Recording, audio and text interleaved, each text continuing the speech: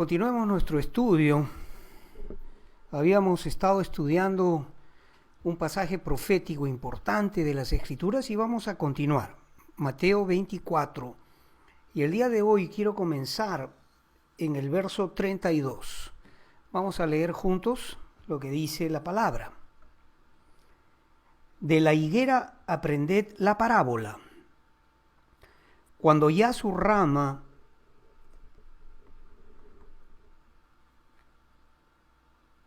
está tierna y brotan las hojas, sabéis que el verano está cerca. Así también vosotros, cuando veáis todas estas cosas, conoced que está cerca, a las puertas. De cierto os digo que no pasará esta generación hasta que todo esto acontezca. Dice el Señor hablando a sus discípulos, aprended de la parábola, del dicho popular, del proverbio, que cuando vemos que la higuera y los demás árboles comienzan a brotar, es porque ha llegado el final del invierno y el verano está cerca. Eso les dice el Señor a sus discípulos. Y les dice esto que es bien importante para nosotros. Así también vosotros, cuando veáis todas estas cosas, ¿qué cosas? ¿Qué cosas hemos estado hablando la última vez que nos reunimos? Las señales. Empezamos con el primer verso del capítulo 24, la anterior reunión, y hablábamos de guerras, rumores de guerras, falsos cristos, terremotos, hambres y pestes, y que se iban a entregar unos a otros, y terminamos la última vez que nos reunimos estudiando ese verso que dice, 24:12, que dice, y por haberse multiplicado la maldad, el amor de muchos se enfriará. Mas el que persevere hasta el fin, ese será salvo. El que persevere hasta el fin, el que se mantenga en el camino. Hace no mucho hice un estudio sobre la puerta estrecha que conduce a la vida eterna versus el camino ancho, amplio y la puerta amplia que conduce a la perdición. Por ahí lo puedes encontrar en nuestro fanpage si lo quieres escuchar.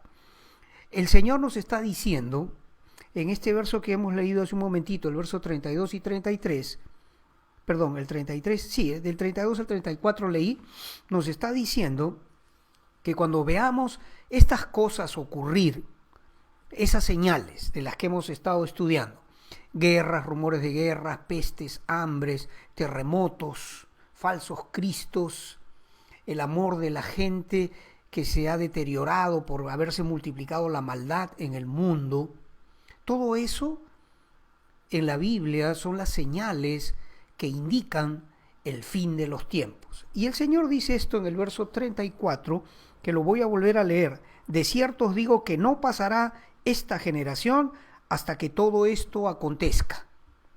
Interesante la afirmación porque bien podría interpretarse que el Señor, por los discípulos que oían, podrían haber ellos interpretado que les hablaba de la generación de ellos.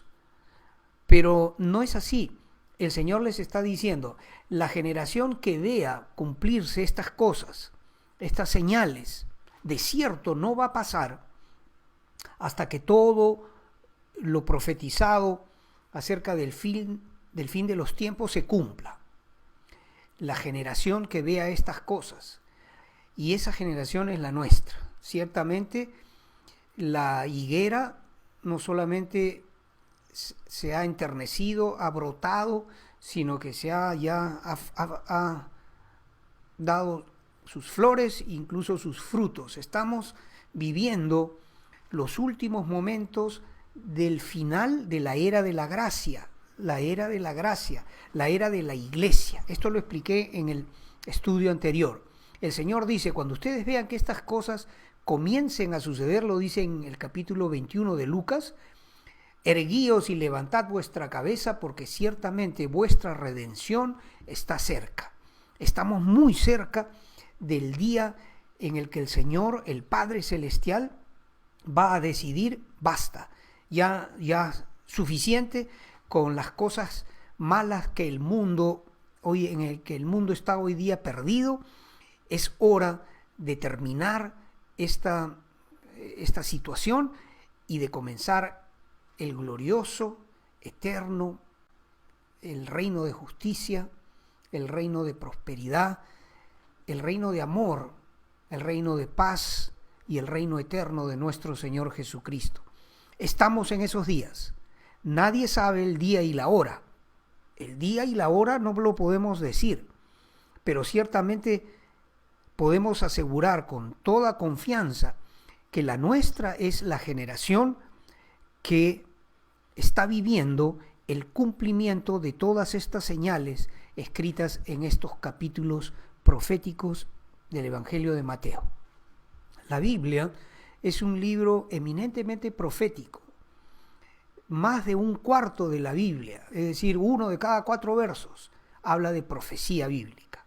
Y el Señor necesita que nosotros, el Señor quiere que nosotros pongamos atención a estos pasajes, que no seamos ignorantes, porque la ignorancia no te va a eximir del juicio, todo lo contrario.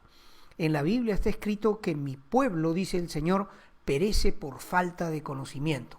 La ignorancia de las cosas de Dios conduce al despeñadero, a ese destino que deberíamos evitar.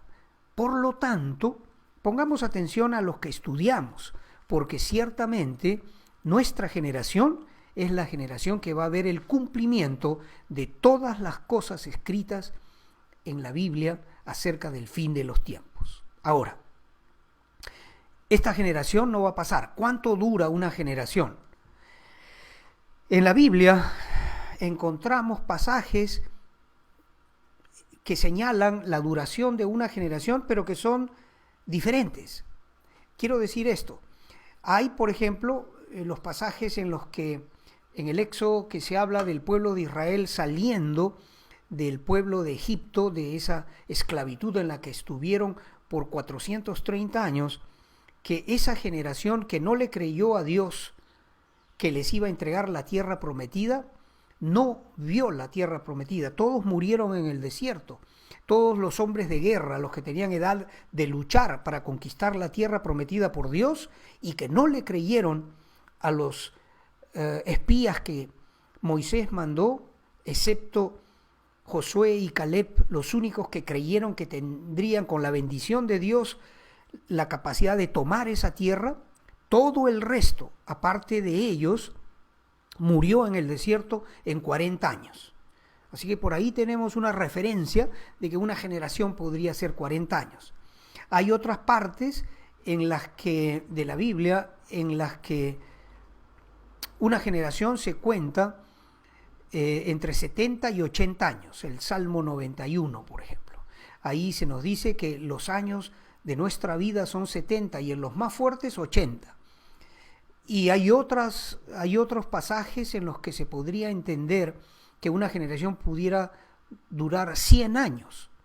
Incluso hay otra parte de la Biblia en el principio que el Señor determina en el contexto del diluvio universal que Dios decidió por la maldad del mundo. Dijo: no, el hombre tiene pensamientos de mal de continuo. Lo único que tienen en la cabeza y en el corazón son pensamientos de mal.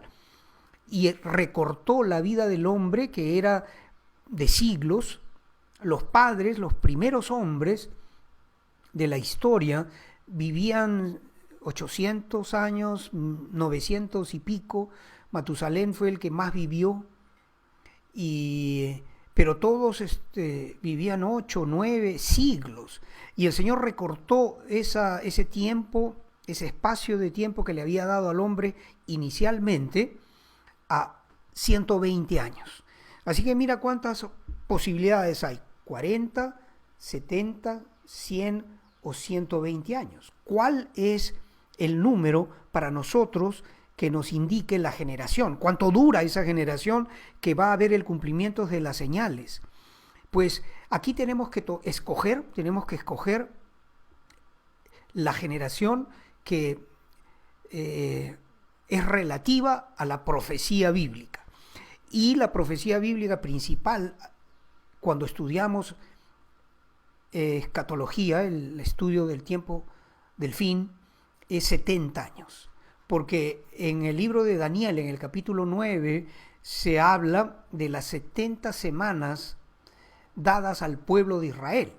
El profeta Daniel, que estaba exiliado, había sido llevado al exilio, ahora encuentra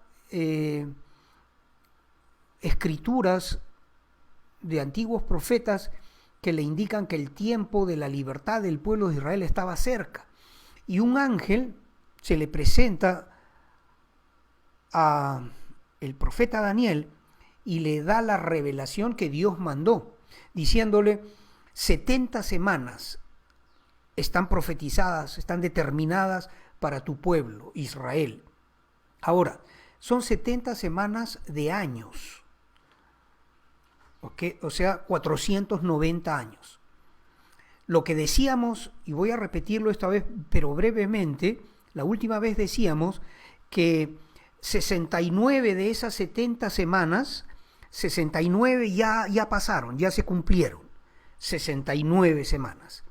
Falta una, es decir, faltan una semana de años, es 7 años. Solo faltan 7 años. Lo interesante de la profecía es esto, que el Señor, en su plan perfecto, Él determinó un paréntesis entre la semana 69 y la semana 70. Habría un paréntesis que se conoce en la teología como la dispensación de la gracia, la era de la iglesia, en la que Dios ha tenido misericordia del mundo gentil. Gentil significa los que no son judíos. El que no es hebreo, el que no nació dentro del pueblo de Israel, es gentil. Y el Señor ha determinado en su plan perfecto que la iglesia iba a tener 2000 años en los cuales mucha gente, a través de la fe en Jesucristo y por la gracia de Dios, hemos recibido el perdón de nuestros pecados y el sello del Espíritu Santo que nos garantiza que vamos a tener parte en la gloria de Dios, la vida eterna, entrada al paraíso. Eso es lo que la Biblia nos promete. ¿Dónde estamos hoy? Ya pasaron, decía yo, las 69 primeras semanas, eso ya es historia, solo faltan 7 años, o sea, la última semana profetizada en el libro de Daniel, pero esa semana está por comenzar. ¿Cuándo va a comenzar? Cuando termine la era de la iglesia, es decir, cuando el Señor, según el libro de Romanos capítulo 11, cuando haya entrado la plenitud de los gentiles, dice Pablo, el apóstol Pablo, entonces todo Israel será salvo. Mientras ha durado estos 2000 años desde Jesucristo, desde el nacimiento de Jesús hasta nuestros días, pues la iglesia ha sido la protagonista de la historia, pero pronto va a terminar la era de la iglesia. No se sabe exactamente el día y la hora, pero el Señor va a poner fin a la era de la gracia. ¿Para qué? Para retomar el plan profético para el pueblo de Israel, para que se cumplan esos últimos 7 años, es decir, la semana 70 de Daniel, que en la Biblia se conoce con varios nombres. Se conoce como el tiempo de tribulación para Jacob o para Israel. Se conoce como la gran tribulación, se conoce como el día de la ira de Dios y cosas por el estilo, y revelan el cumplimiento de la voluntad de Dios de hacer juicio a este mundo para terminar la maldad y terminar la prevaricación y comenzar el reino de justicia verdadera que el Señor Jesús nos va a traer. Eso es preciosísimo.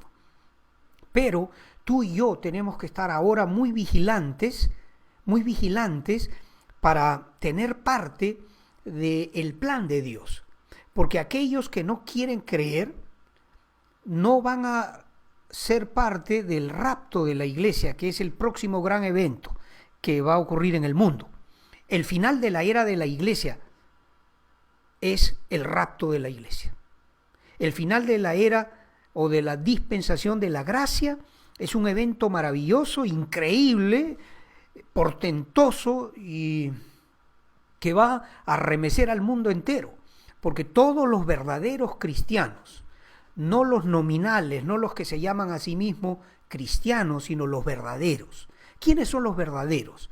Son los que, o somos, porque yo soy parte de ese grupo, de los que realmente nos hemos humillado delante de Dios y hemos reconocido que somos pecadores, le hemos pedido perdón y hemos recibido al Señor en nuestro corazón para vivir de acuerdo a este libro, a la palabra de Dios. Vivimos de acuerdo a la palabra de Dios, gozosos en la esperanza de la promesa del Señor, que somos los herederos de su gloria, que tenemos en el cielo y que tenemos un lugar y tenemos un sitio que Dios nos ha preparado y que vamos a regresar después, que acaben los 7 años de la gran tribulación. Cuando termine la semana 70 de Daniel, vamos a regresar con el Señor Jesucristo a gobernar en este mundo, para comenzar ese reino precioso de 1000 años en los cuales se manifestará por fin la gloria de Dios. La gloria de Dios va a llenar el mundo como las aguas cubren el mar. Va a ser un tiempo tan lindo que realmente es hasta poético, porque según el libro de Isaías en el capítulo 11, por ejemplo, se nos dan algunos detalles en los que ni aun los animales harán daño. El león pastará con el cabrito, y el niño de pecho meterá la mano en la cueva de la serpiente venenosa y no le va a pasar nada, porque la tierra va a ser llena de la gloria de Dios. El plan de Dios es un mundo perfecto de amor, paz y justicia, y ciertamente se va a cumplir.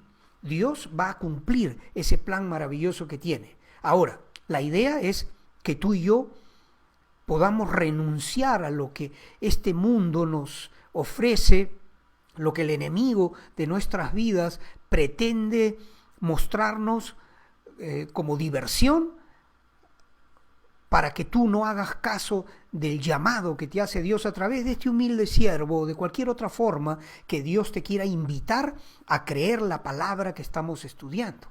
Así que fíjate, si no es importante el poner atención, porque estamos, como yo decía, es clave que tú entiendas y recuerdes siempre esto. El Señor le dijo a Daniel, 70 semanas están profetizadas para tu pueblo.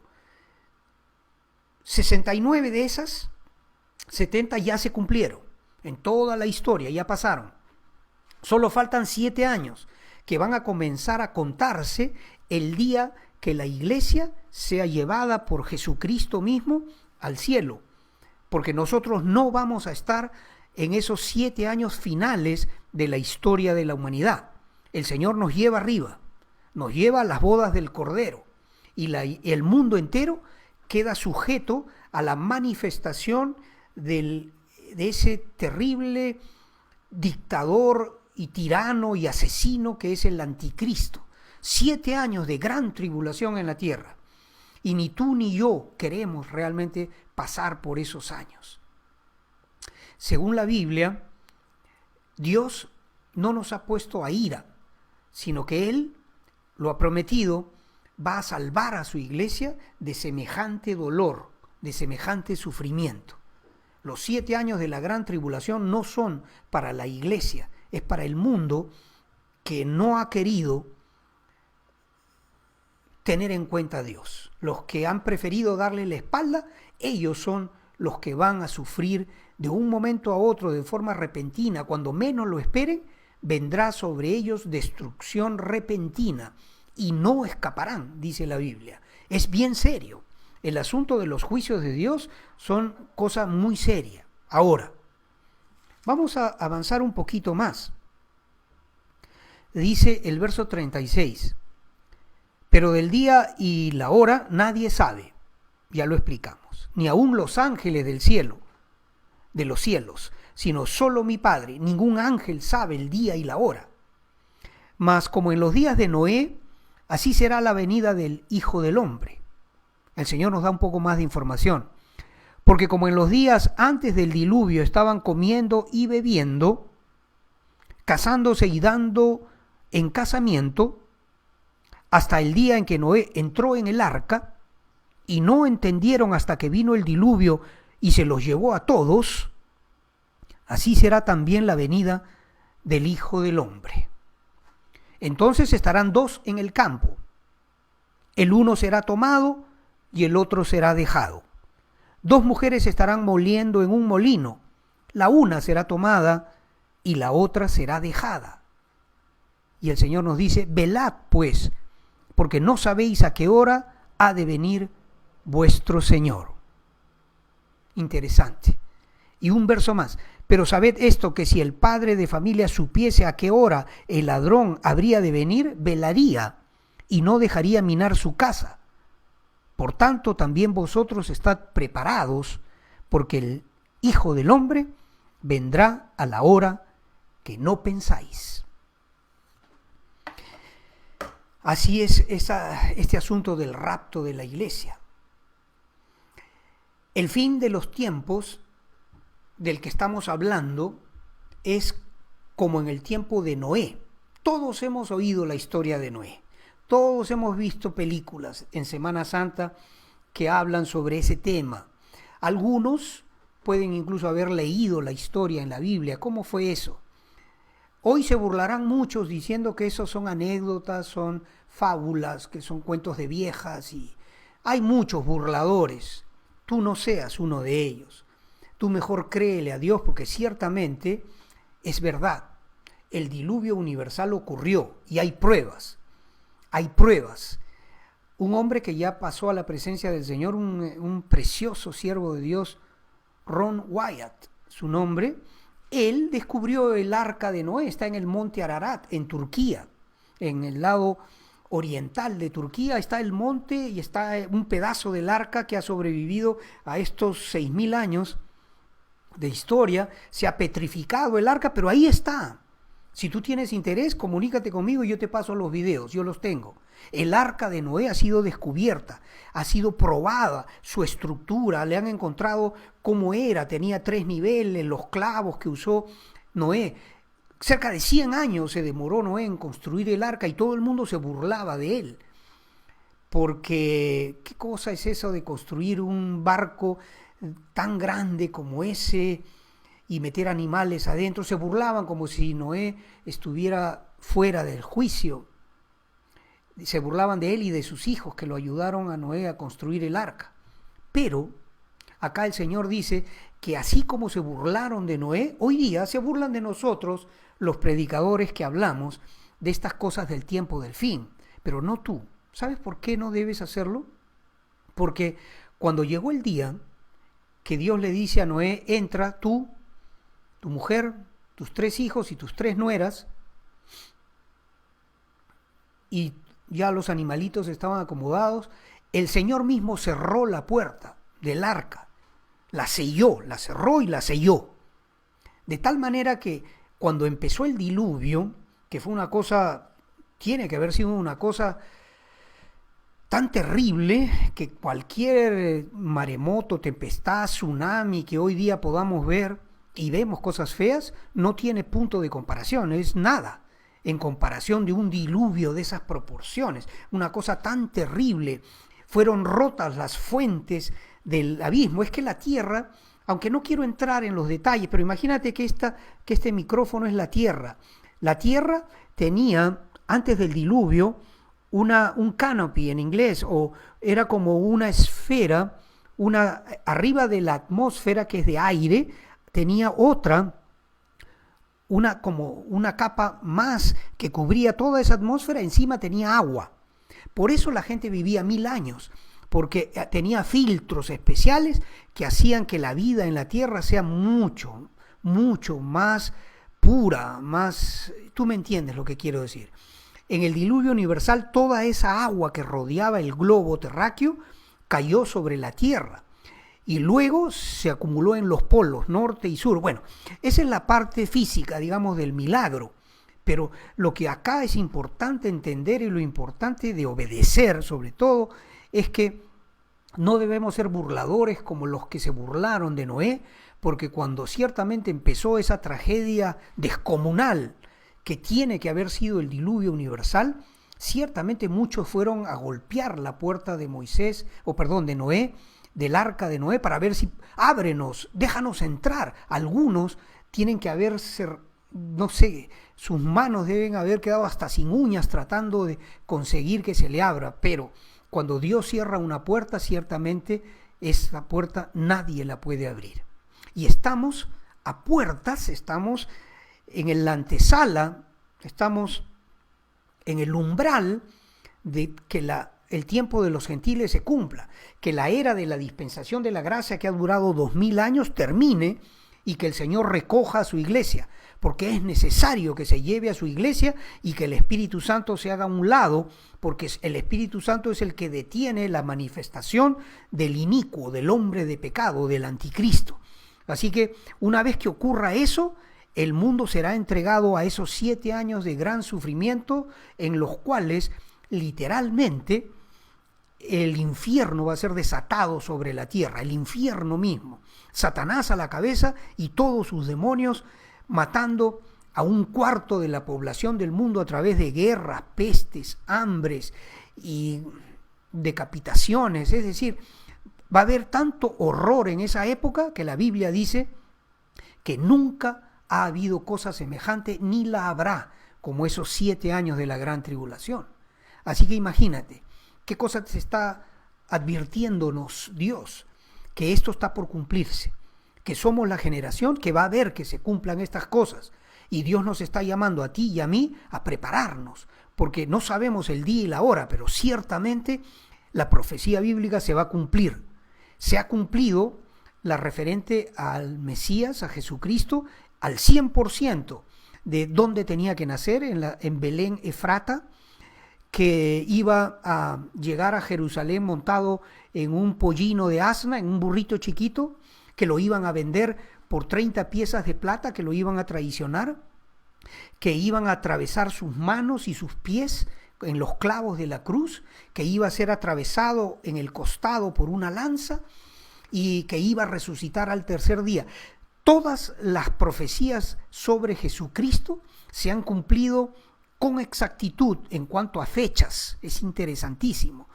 Es interesantísimo. Un día ojalá pudiéramos hacer el estudio con los números, porque en el propio libro que he citado temprano, el libro de Daniel, se habla de la fecha de la entrada triunfal de Jesucristo a Jerusalén.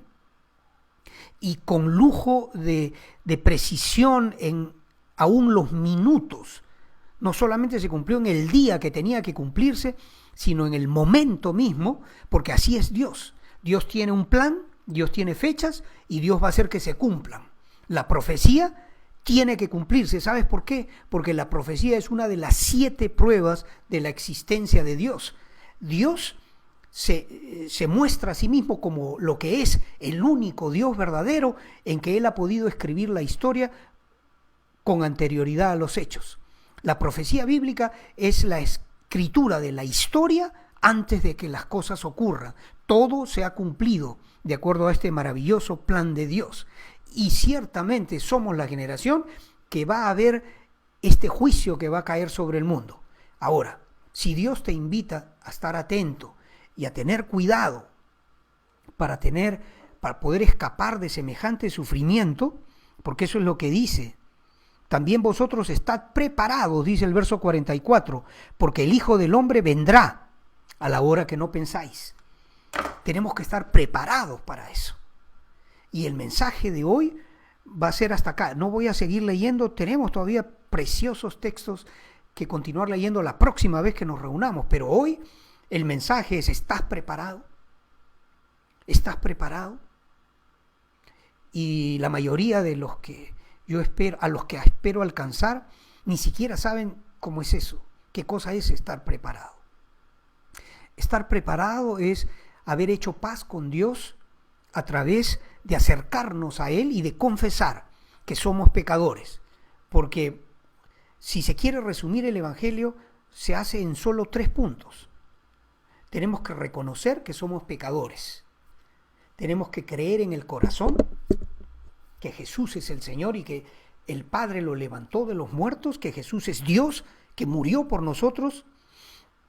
Y finalmente tenemos que invocar el nombre de Jesús, confesar con nuestra boca e invocar para que esa palabra preciosa que nos habla del plan de Dios entre en un terreno fértil en nuestro corazón. Tenemos que aceptar a Cristo. Esa es la forma de estar preparados. Y yo, como siempre lo hago, hoy día también voy a hacer una oración con todos los que quieran oír. A lo mejor hoy es el día de salvación para ti, ¿verdad? Yo te ruego que si ese es tu caso, no permitas que el enemigo te distraiga por nada.